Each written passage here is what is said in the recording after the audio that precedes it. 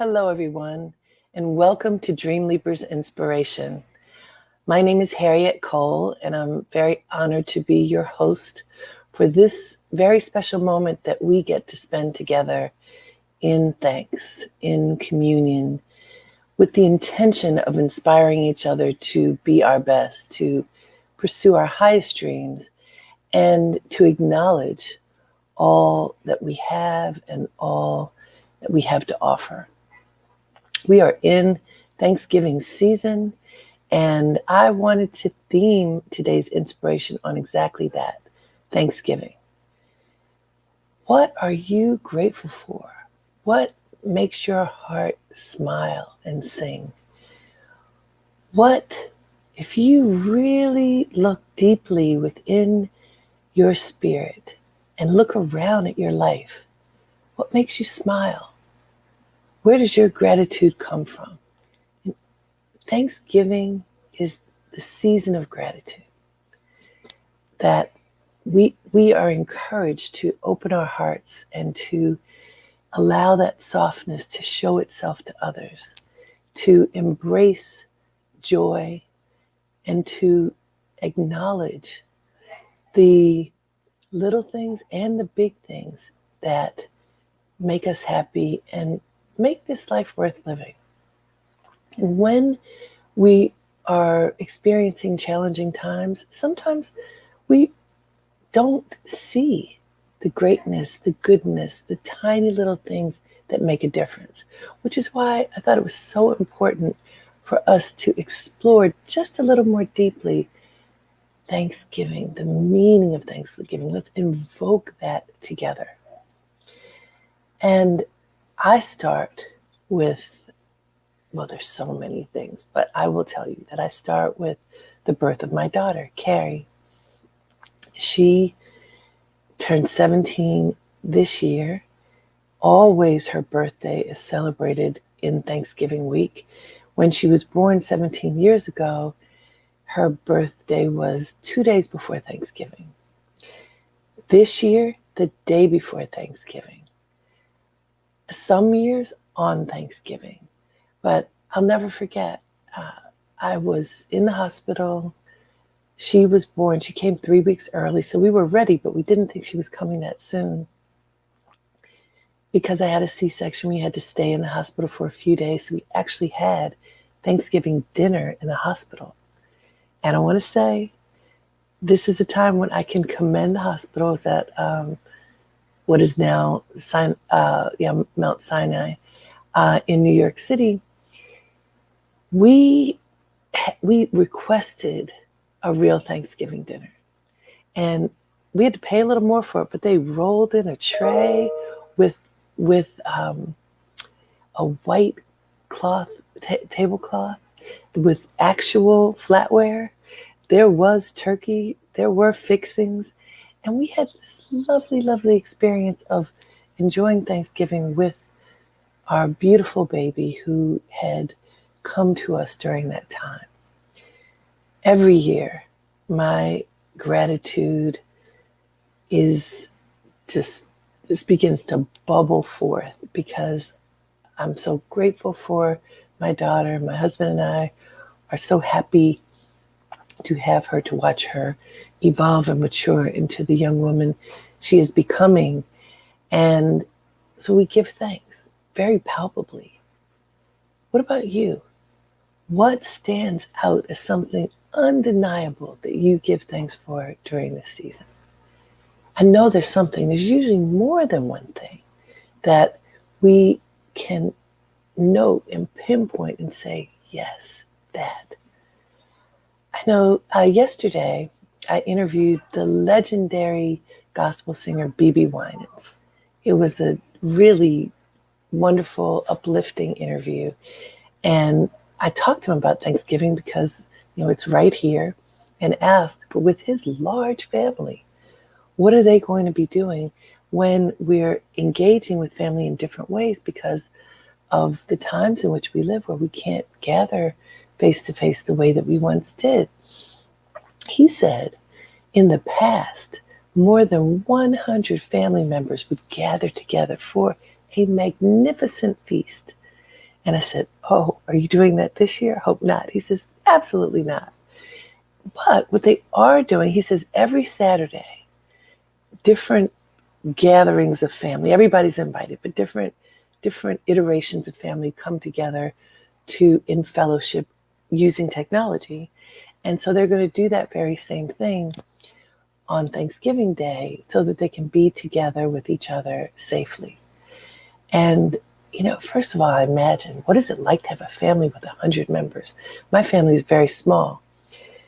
But however small or large your family is, and whether your family is nuclear family, people who share your blood, or the people you have chosen as family, I bet this is a time when you express your gratitude toward them. Because we're remembering them. Again, our hearts soften when we think about them. And I like to think about specific things about people that I can engage with them on. So I can call, I can send a note, I can send a text, I can send a photo. Those kinds of things don't take much time, but they make such a huge difference when you reach out to loved ones and let them know, I'm grateful for you. I'm grateful for you. I want you to know that I'm thinking about you, that you are in my heart.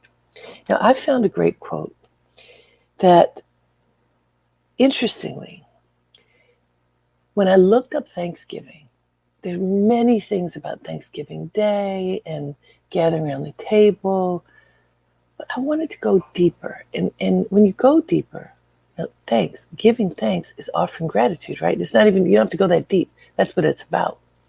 And so I found a wonderful quote. I'll read to you. Gratitude unlocks the fullness of life. It turns what we have into enough and more. It turns denial into acceptance, chaos to order, confusion to clarity. It can turn a meal into a feast, a house into a home, a stranger into a friend. Gratitude makes sense of our past, brings peace for today, and creates a vision for tomorrow. And this beautiful quote is from Melody Beattie. That was a lot, so let me read it to you again. Ready? Gratitude unlocks the fullness of life. It turns what we have into enough and more. It turns denial into acceptance, chaos to order, confusion to clarity. It can turn a meal into a feast, a house into a home, a stranger into a friend. Gratitude makes sense of our past, brings peace for today, and creates a vision for tomorrow. Think about that. All of that in gratitude, all of that expansiveness and just openness, love from gratitude. Of course it does. I think about my grandmother, for whom my daughter is named. She was Carrie. And my grandmother was born in 1889. She's from Calvert County, Maryland, which is along the eastern shore of Maryland. She was actually alive when Frederick Douglass and Harriet Tubman were alive. Don't know if she knew them. I didn't know that to be a question when I was growing up. To ask her, she would have been a child when they were elders, but it's along the Underground Railroad. And my grandmother moved to Baltimore when she was young. She was a domestic worker until she was 93. Her husband, my grandfather, Harvey, and by the way, their last name was Freeland.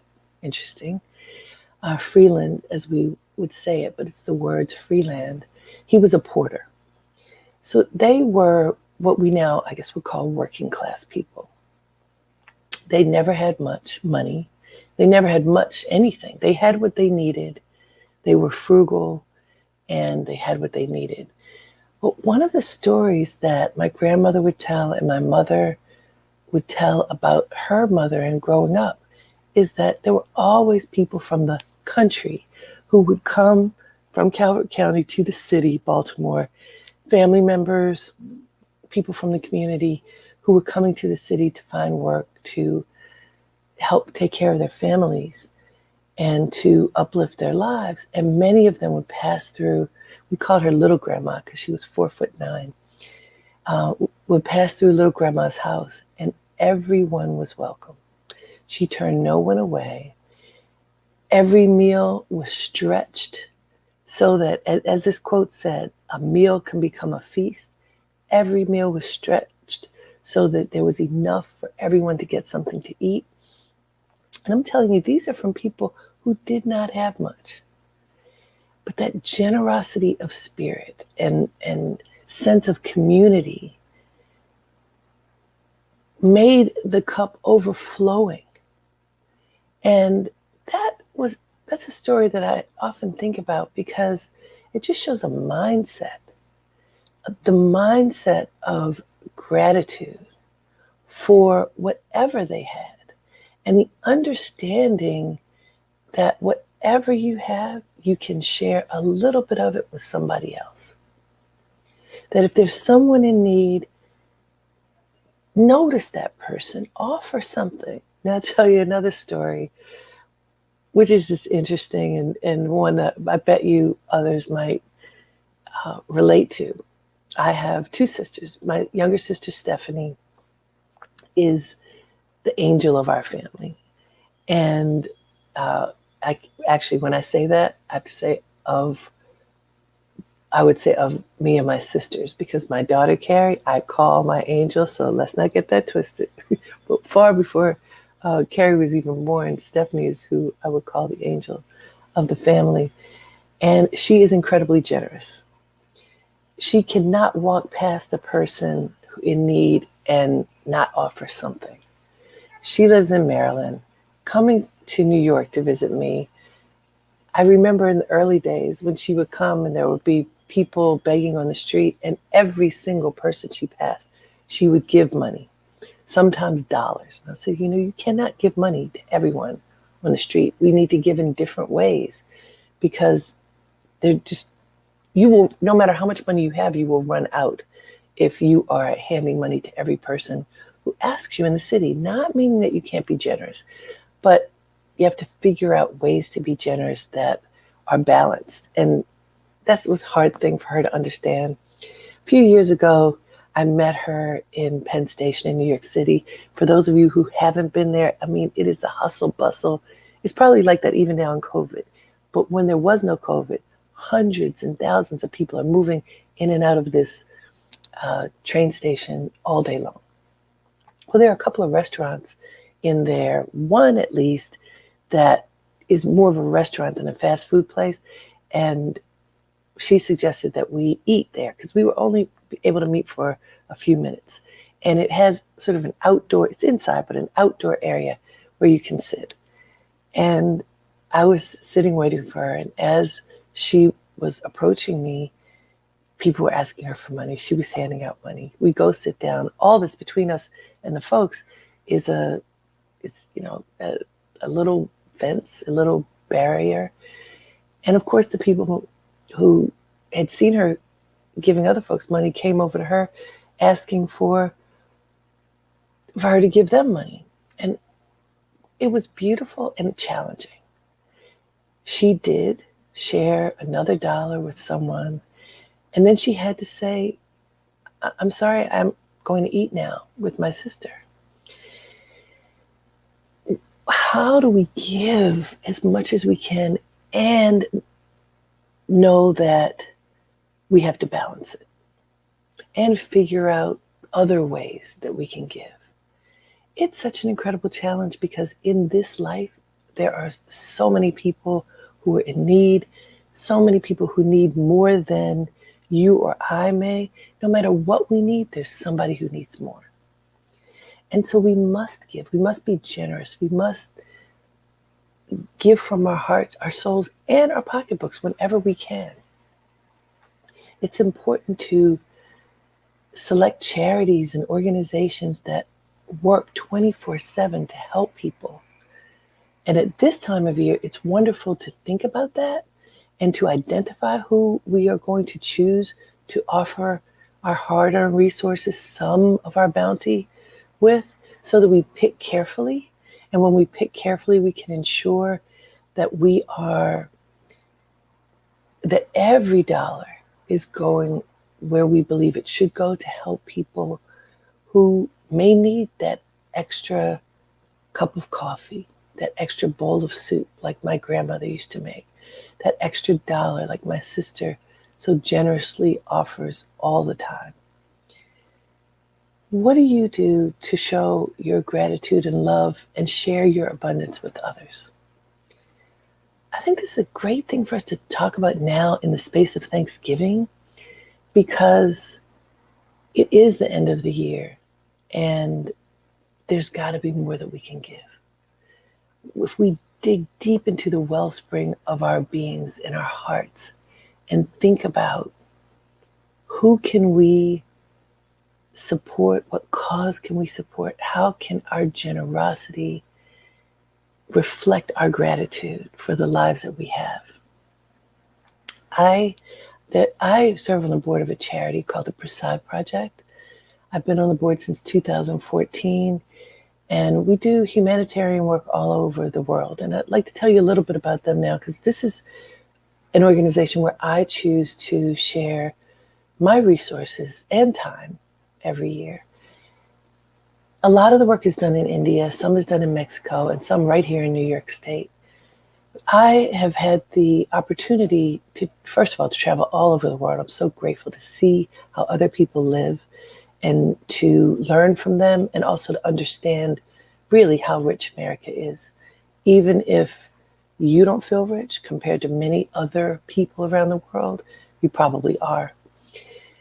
One of my trips to India, we were traveling to visit a small village where Prasad had helped the villagers to build toilets, because, and this was just a few years ago, in the 2000s, I mean, maybe it was around 2015, 16, in this community, in this time, people did not have toilets. They would have to go out, and at night it would be dangerous for the women to go out in what my husband calls the bush and relieve themselves. And so we help them to build toilets that have a septic system built inside so that it can remain clean for a long period of time and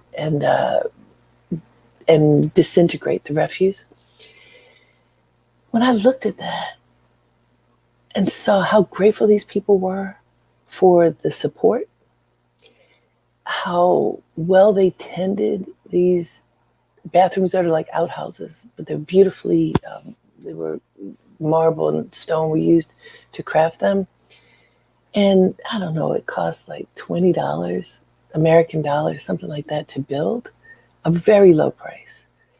I realized this is a time for me to practice gratitude. I just recognize how grateful I am for my life. Watching people walking along these dirt roads without shoes on, almost every other person didn't have on shoes. And so the soles of their feet had turned into leather, basically, to protect their feet. And I thought about how many shoes I have at home. It really changed my perspective and made me think differently about resources, how we use our resources, and how we can, with all the bounty that we have, even now if the bounty's a little less, we can give. We can share from our bounty with others who are in incredible need. But you know what we can get from them too, because I felt it. The sense of dignity and strength and purpose that so many of these people had.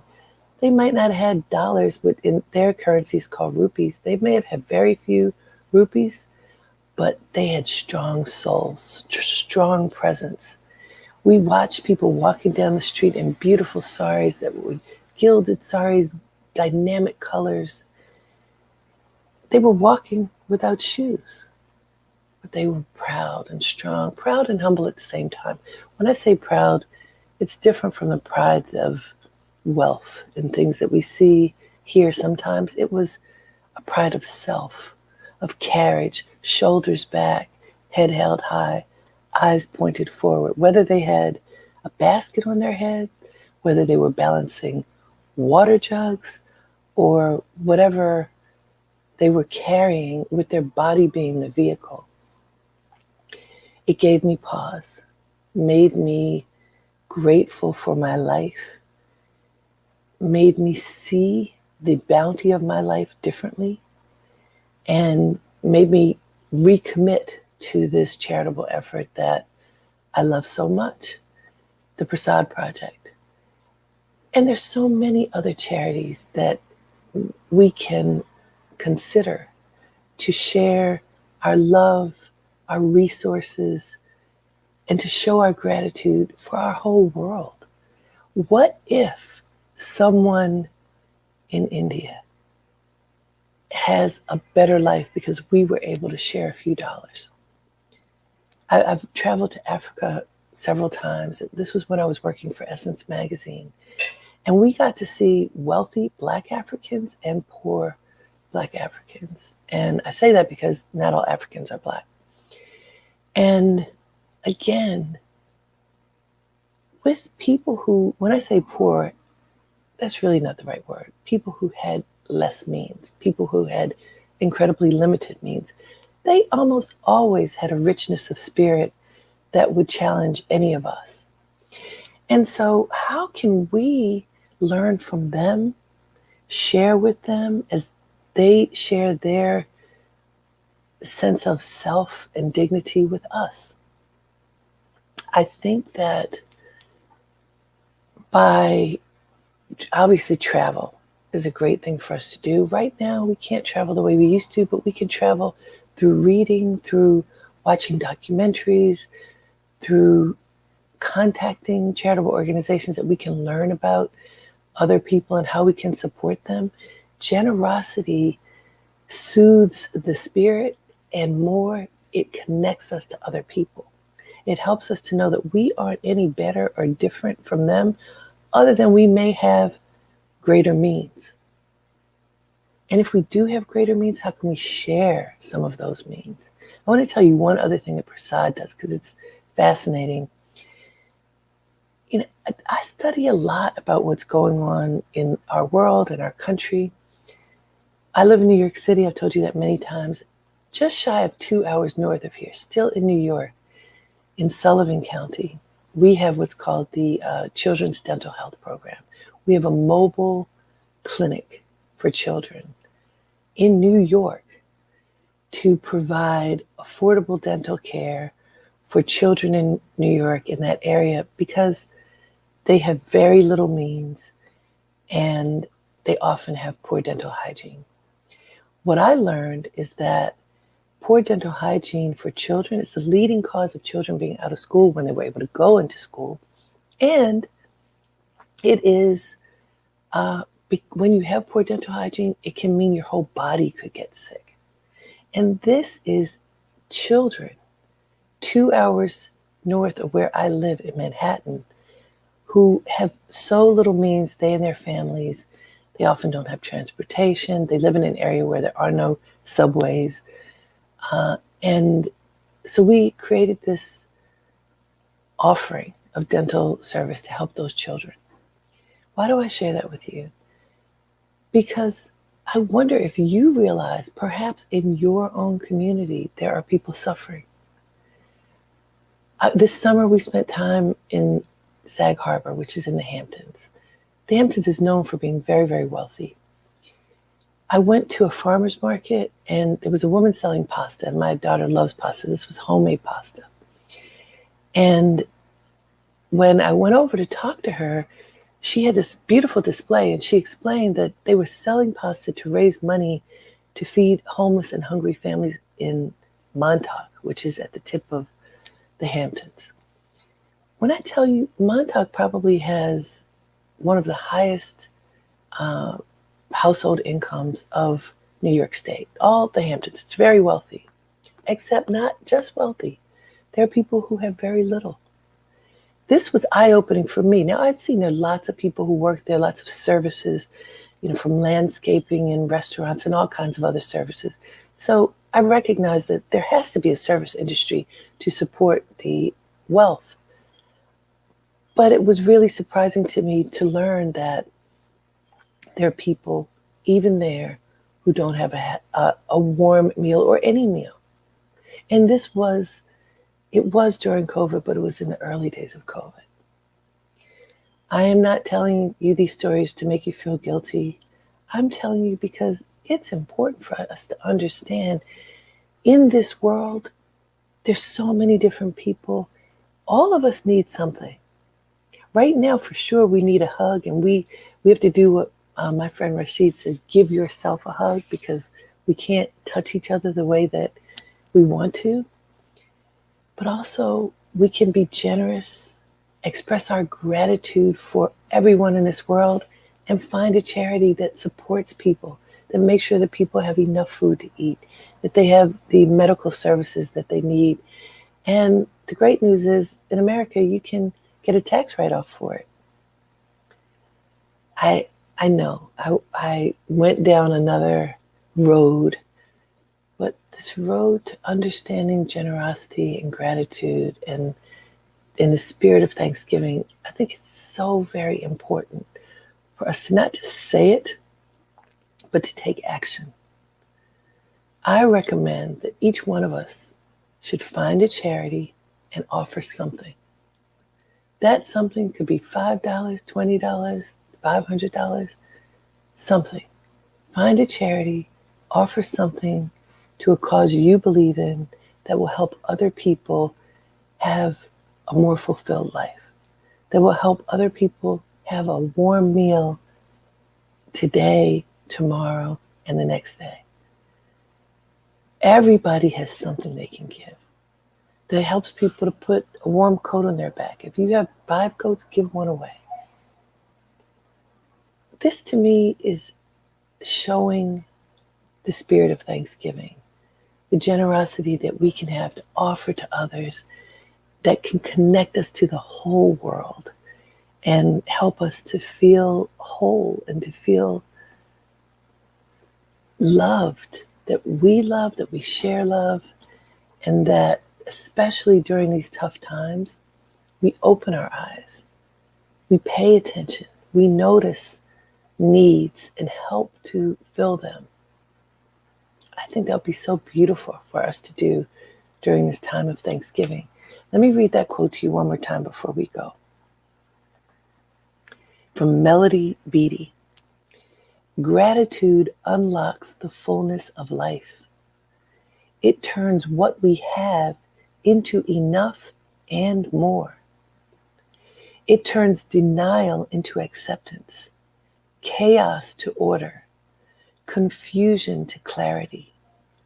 It can turn a meal into a feast, a house into a home, a stranger into a friend. Gratitude makes sense of our past, brings peace for today, and creates a vision for tomorrow. Isn't that beautiful? I want to say I am grateful for each and every one of you who connects with me in this way. Feel free to offer, to share with your friends that this Dreamleapers Inspiration is now a podcast. You can find it, Dreamleapers Inspiration with Harriet Cole, anywhere that podcasts are available. Tell your friends, share with them the love that we've been sharing together. I hope that over these months that we have been connecting in this way, that you are inspired to reach a little higher, to dig a little deeper into your spirit, to find the greatness in you, and to cultivate that. That's what Dreamleapers is all about. I do hope that you are inspired to offer your gratitude of Thanksgiving during this time. I offer mine to you with all the love in my heart. Thank you for being with me today and each of the days that we gather. And until we meet again, have a great day and make it count. Namaste.